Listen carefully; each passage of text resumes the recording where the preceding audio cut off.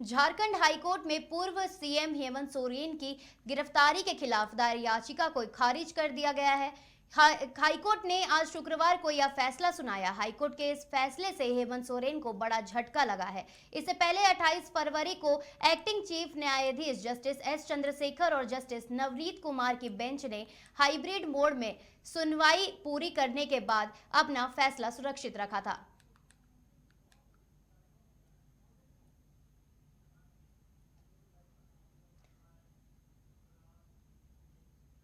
इधर जमीन घोटाले के आरोपी पूर्व सीएम हेमंत सोरेन द्वारा अपने चाचा के श्राद्धक्रम में शामिल होने की अनुमति मांगी थी।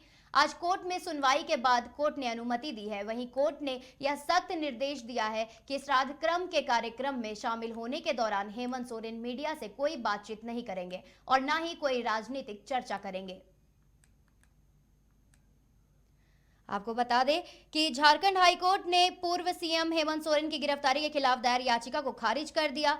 हाईकोर्ट ने आज शुक्रवार को यह फैसला सुनाया।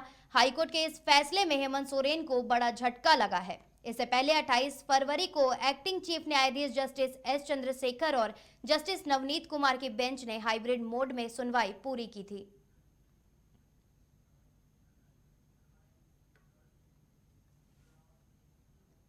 हमारे साथ इस खबर पर और ज्यादा जानकारी के साथ जुड़ चुके हैं अंजनी न्यूज रूम से। अंजनी, बताइए कि आखिर हेमंत सोरेन की याचिका खारिज हुई, फिर श्राद्धक्रम में शामिल होने की अनुमति भी मिली है, इस पर और क्या कुछ जानकारी है?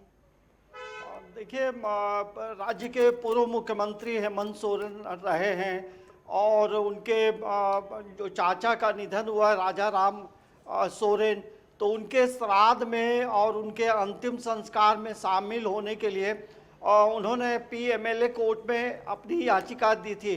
लेकिन पीएमएलए कोर्ट ने याचिका को जब खारिज किया तो ये हेमंत सोरेन के जो अधिवक्ता हैं वो हाई कोर्ट मूव किए। तो हाई कोर्ट ने तमाम पहलुओं पे बातचीत करते हुए, विचार विमर्श करते हुए उन्होंने ये फैसला दिया है, प्रोविजनल बेल नहीं दिया है, लेकिन श्राद्ध क्रम में शामिल होने की अनुमति दी है।